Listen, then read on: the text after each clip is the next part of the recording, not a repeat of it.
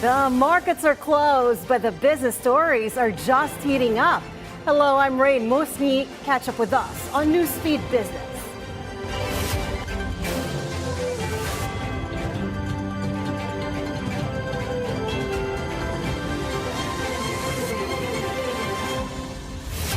Asian stocks gained as AI optimism boosted tech shares in Hong Kong and China, while other investors remained cautious due to tensions between the U.S. and European Union over tariffs and the war in Ukraine. A gauge of Asian shares rose to its highest level since November, helped by technology companies. Tencent Holdings jumped by as much as 77.8% in Hong Kong, extending a winning run that's gotten a boost from DeepSeek's debut. Still, the Hang Seng finished lower for the day. Japan's Nikkei 225 traded flat as investors parsed through Japan's economic expansion in the fourth quarter. Thailand released fourth quarter GDP data, which showed its economy grew 3.2% year on year, missing Reuters' expectations of a 3.9% expansion. The set closed almost 2% lower. The Reserve Bank of Australia has kick-started its two-day meeting, which could see an interest rate cut on Tuesday. Indonesia and New Zealand's central banks are also expected to announce their rate decisions on Wednesday. Australia's ASX 200 slipped 0.2%. The Japanese yen strengthened against the greenback. The dollar nursed losses after suffering a weak U.S. retail sales report and rekindled wagers for 2 rate cuts this year. Geopolitics remain in focus with reports that talks on the Russia-Ukraine conflict will begin in Saudi Arabia this week. Oil has had a tougher time as the prospect of peace talks in Ukraine could lead to greater supply should sanctions on Russian output be relaxed. Brent slipped another 36 cents to $74.38 a barrel, while U.S. crude fell 42 cents to $70.32 per barrel. Gold, though, was not far from record highs at $2,879 an ounce, having rallied for 7 weeks straight.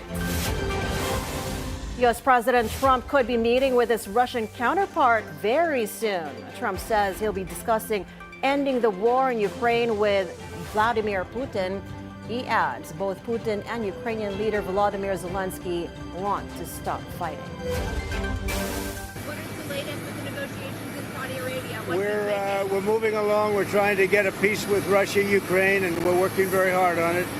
It's a war that should have never started. Do you expect Zelensky to be involved in these conversations? What will his role be? I do. He will be involved, yes. Based on your conversations with President Putin, what do you think he wants ultimately in Ukraine? I think he wants to stop fighting. I see that. We spoke long and hard. We'll see what happens. U.S. Middle East envoy Steve Witkoff and National Security Advisor Mike Waltz are headed to Saudi Arabia for talks between the United States and Russia aimed at ending the war in Ukraine.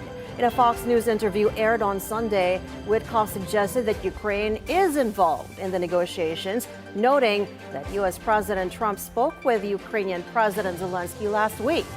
The talks in Saudi coincide with U.S. efforts to strike a deal with Kyiv to open Ukraine's vast natural resources to American investment.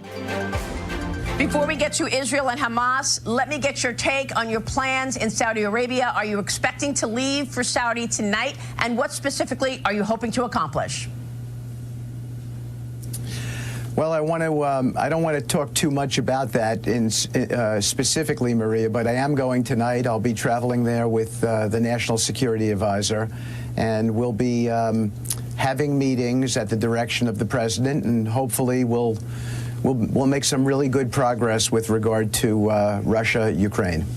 Is there anything you can say about some of your allies alarmed by the fact that Ukraine is not part of the talks? Well, I think Ukraine is part of the talks. The president had their president, Zelensky, on the phone this past week. Japan's economy expanded an annualized 2.8% in the October to December quarter. Government data showed on Monday the increase in gross domestic product is better than the median market estimate of 1% gain. The Reuters poll followed a revised 1.7% growth in the previous quarter. The reading translates into a quarterly rise of 0.7%, better than the median estimate of a 0.3% uptick. Strong domestic demand is helping support a recovery in the world's fourth largest economy, even as U.S. President Trump's tariff threats fuel concerns about the export outlook. Japan has sought to be exempted from the higher tariffs of the new U.S. administration. The positive figures will also likely support the Bank of Japan's plan to keep hiking interest rates and normalize monetary policy. Intel's rivals Taiwan Semiconductor Manufacturing Co. and Broadcom are each eyeing potential deals that could break the U.S. chip-making icon into two. Sources told the Wall Street Journal Broadcom has been closely examining Intel's chip design and marketing business, adding that the company had discussed a potential bid with its advisors, but would only likely proceed if it found a partner for Intel's manufacturing business. The report also said the world's biggest contract chip maker, Taiwan-based TSMC, has separately studied controlling some or all of Intel's chip plants, potentially as part of an investor consortium or other structure. The journal noted that Broadcom and TSMC are not working together, and all the talks so far are preliminary and largely informal. Intel's interim executive chairman, Frank Yeary, has been leading the discussions with possible suitors, and Trump administration officials were concerned about the fate of a company seen as critical to national security. That's according to the report. Yeary has been telling individuals close to him that he is most focused on maximizing value for Intel shareholders. A White House official earlier told Reuters President Trump's administration might not support Intel's U.S. chip factories being operated by a foreign entity. Business and economy news from around the country in a moment. Newsfeed Business will be back. Stay with us on BNC.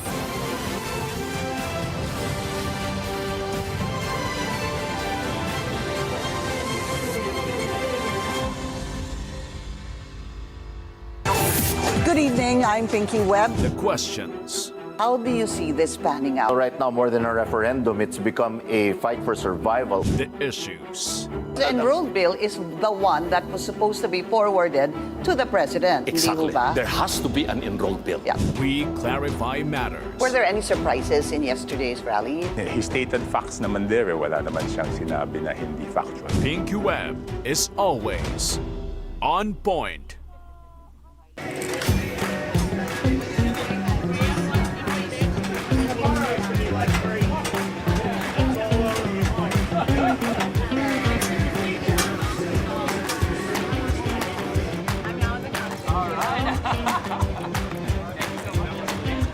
Bradley Cooper, hometown kid. Yeah. What do you think of him coming down here? It's awesome. Yeah, you got to show love. Yeah, he's great. Yeah. I know he's a big Eagles fan. He goes to all the games at home. There you go.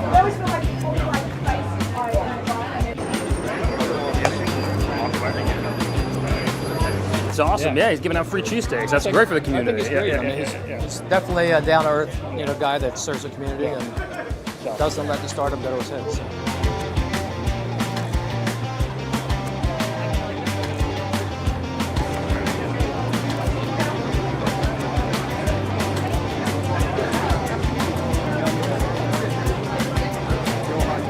Well, there are two football teams in the Super Bowl this year, and one of them is pretty famous for their cheesesteaks. So it gave us the opportunity with Danny and Coops. Bradley Cooper is extremely, this is his business, so he's extremely excited about being a part of it, bringing it again to all the fans here, and just really celebrating the city's made it all the way to the championship.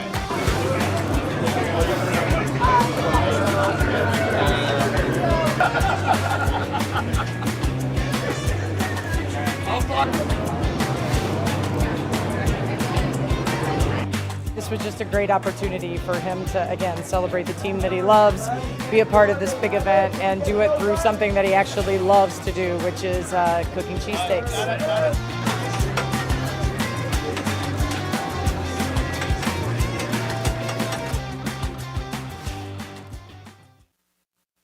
Good morning, I'm Mikey Oreta and you're watching Business 360, where we break down the numbers, connect the dots, and give you the developments and the insights you need to navigate, adapt, and lead. I'm committed to buying and owning gas. Gold extends its record-breaking rally on Monday, surpassing the key 2,900 level for the first time. Despite battling cancer twice, she never lost her passion. And that's it for Business 360. I'm Mikey Oreta. Keep it here on DNC, the Bilyonaryo news channel, always on top.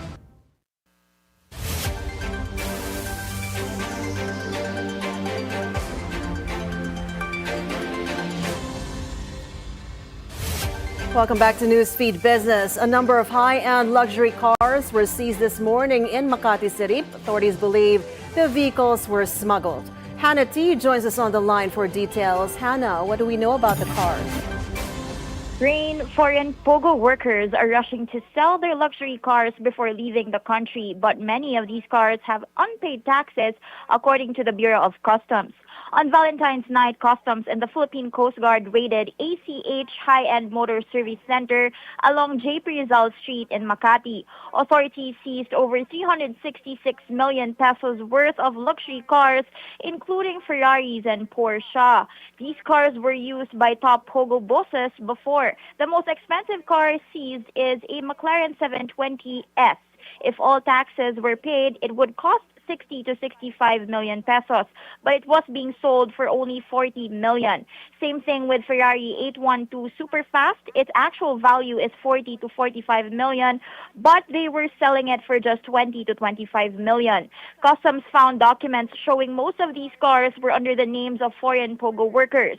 According to Customs Intelligence Chief Alvin Enciso, POGO operators made a lot of money enough to buy these supercars. Customs tracked the online listings of ACH Motors, where they were buying and selling these cars online. ACH claims they were just consignees, but documents don't match the taxes paid. They now have 15 days to show a certificate of payment. Some cars were declared as cheaper models to avoid paying full taxes. And if the discrepancy is over 35%, according to Customs, they can seize the cars. Others were allegedly smuggled under different model names to sneak them into the country. Even if these cars are hidden in private homes or high-end villages, Customs say they'll track them down. Authorities are also investigating which ports these cars entered and if there were insiders who helped them get through. If these cars are proven to be smuggled, the government will auction them off, and owners could also face smuggling charges. Customs is warning the public, if you're buying a luxury car from a non-local dealer, ask for a certificate of payment. Interested buyers may also email Customs, and they will verify it within 24 hours. Back to you, Raine. Hannah, what's interesting is this is actually on top of the 1.4 million, or rather billion pesos worth of luxury cars that were seized in two other cities last week. Yes, that's true, Raine. Actually, the customs chief also mentioned that earlier. He said that they found the same documents. Most of the users of these high-end luxury cars are also foreign POGO workers. That is in Pasay City and the Parañaque raid. Raine? All right. I think, well, a lot of people will continue to watch what happens to those supercars. Thank you so much for that report, Hannah T, this time in Makati City. Now, some good news for the economy. The Philippine financial system's resources continue to grow as nearly 8% to almost 34 trillion pesos in 2024. Data from the Bangko Sentral ng Pilipinas shows this is higher than the 31.34 trillion recorded in 2023. Financial system resources include deposits, capital, bonds, and debt securities, which help fund businesses and the economy. Michael Ricafort, chief economist at Rizal Commercial Banking Corporation, says this growth is driven by more bank lending meaning more businesses and individuals are getting access to funds. A growing financial system means more money is circulating in the economy, supporting loans, investments, and business expansion. This can boost job creation, consumer spending, helping drive economic growth. The Philippines aims to produce 80 million liters of milk by 2028 with the help of French funding. This comes after the National Dairy Authority, or NDA, signed a memorandum of understanding with France-based Film Saro to build a modern dairy farm in Ubay, Bohol. The facility will house over 300 cows and process up to 10 metric tons of raw milk every day, a move seen as crucial to boosting local milk production. Currently, the Philippines produces only 1.66% of its milk supply, with the rest imported due to poor feed, high costs, and lack of infrastructure. A stronger local dairy industry could reduce dependence on imports, stabilize prices, and create opportunities in agriculture, food processing, and retail. But high production costs and infrastructure gaps remain a challenge. Foreign investment barriers are still an issue for UK firms. The British Chamber of Commerce Philippines is urging the government to accelerate investment reforms, warning that while land lease extensions and trade agreements are positive steps, key barriers remain. BCCP Executive Chairman Chris Nelson told the Bilyonaryo news channels Follow the Money, UK companies are eager to expand in infrastructure, energy, and retail, but land ownership restrictions continue to be a challenge. He also stressed the need for further ease of doing business facilitation, digitalization, and governance reforms to make the Philippines more competitive. Now, there is a proposal to extend the leasing of land from 50 years to 90 years. And I was quoted as saying that that's actually an improvement, which is true. But of course, the company still doesn't own the land. And I think what we're looking at as companies, as the UK is the infrastructure opportunities that exist in the Philippines, particularly on renewable energy and in other sectors to make that economy more robust. We've already seen investments in renewable energy from the UK side, but I think it will continue to grow if we can open the sector. And also, of course, for us, particularly in the retail sector, as we see opportunities, particularly in food and beverage. Nelson, meanwhile, says the looming impeachment trial of Vice President Sara Duterte and the local midterm elections in May do not affect UK businessmen's investment in the country. I mean, I think in the context of the Philippines, I believe the politics doesn't actually affect or currently influence UK investors' decisions to invest or do further business. It's obviously important to the Philippines, but we see business continuity there.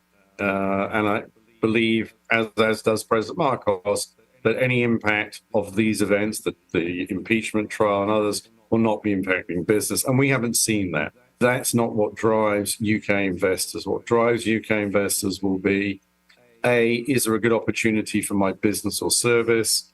B, do I have a reliable partner if I need to work with?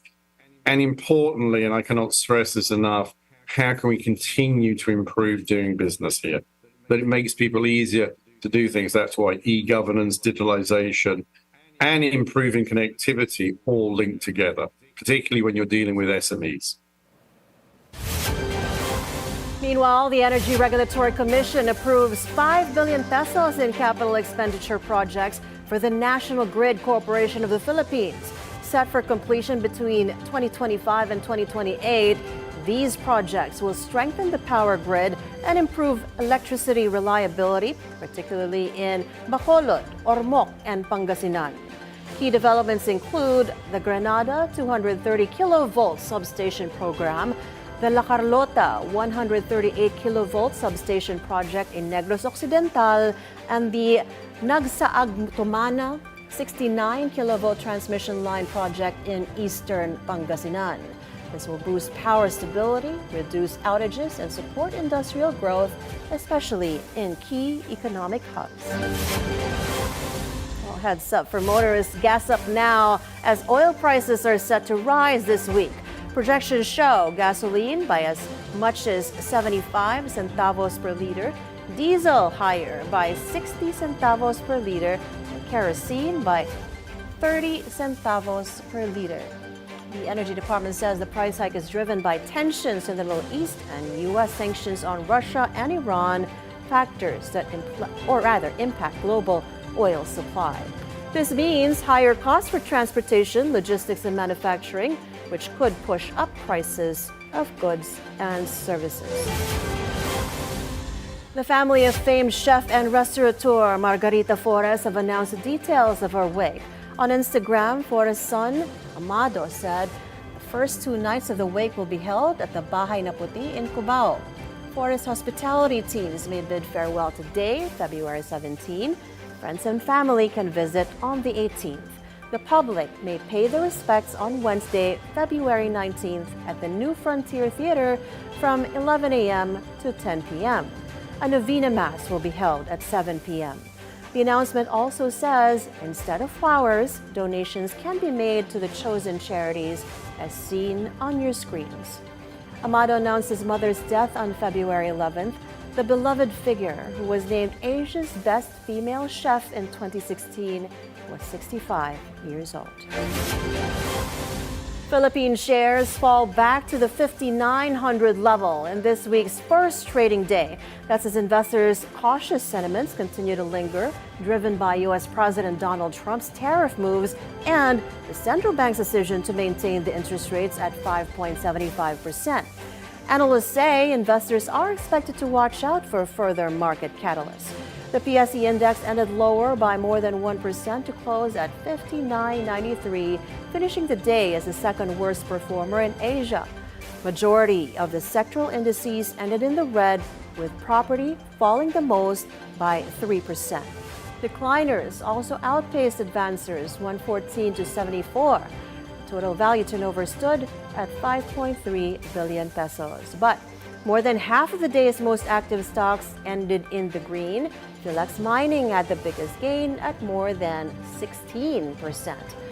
Meanwhile, the foreign exchange market, the peso is currently trading at 58 flat to the US dollar, strengthening from previous close of 57.83 amid the Trump tariff moves.